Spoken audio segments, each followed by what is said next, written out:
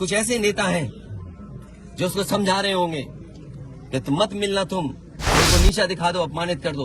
उस बेटे को इस सरकार ने ठंड में नंगा किया था। अरे हम तो कहते हैं उस बेटे से तुम क्यों नहीं गला मिलते हो जाकर, क्यों नहीं मिलती जाके सरकार। मैं आर्थिक सहायता इस परिवार की भी, और अगर वो परिवार कहेगा तो मैं उस परिवार की भी मदद करूँ। बुलडोजर से किसी की माँ और बेटी को जला दिया गया और बुलडोजर चल गया, आप उस परिवार के उस बेटे से मिलने नहीं गए, परिवार से मिलने गए, वहाँ एक भी सदस्य नहीं, कोई क्या मानेंगे। देखिए मेरी जिम्मेदारी ये है, देखिए मैं जानता हूँ यार नवीन भाई तो और ये बात आप भी जानते हो, और जब मैं पहुंचा हूँ तो मैंने वो बाइट भी सुनी है, एक चैनल के माध्यम से कुछ खबर आई, हालांकि मैं सिग्नल या उसके नेटवर्क न आने की वजह से मैं नहीं सुन पाया। जो बात मुझे समझ में आई कि वो परिवार नहीं मिलना चाहता, ये उसकी भावना है और उसको उसकी बेटे की भावना नहीं हो सकता हो।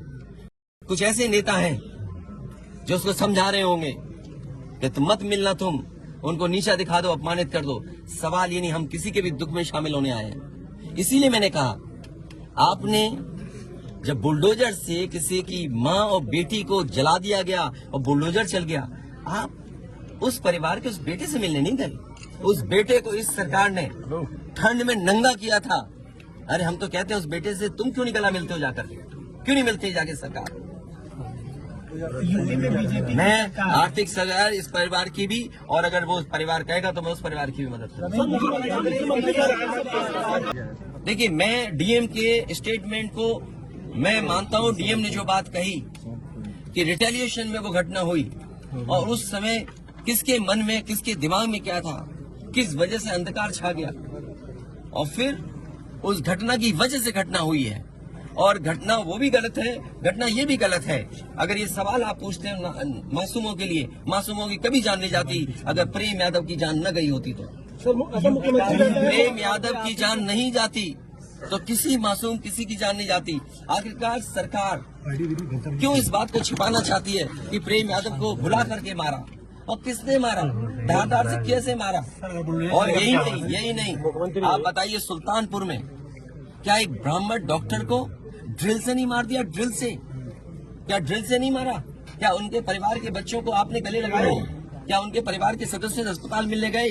क्या आपने सोशल मीडिया के लिए वो तस्वीरें खिंचवाई कि उनसे गले मिलते हुए तस्वीर खिंचा लें? मैं जानता हूँ दुख किसी के जाने का, किसी के खोने का।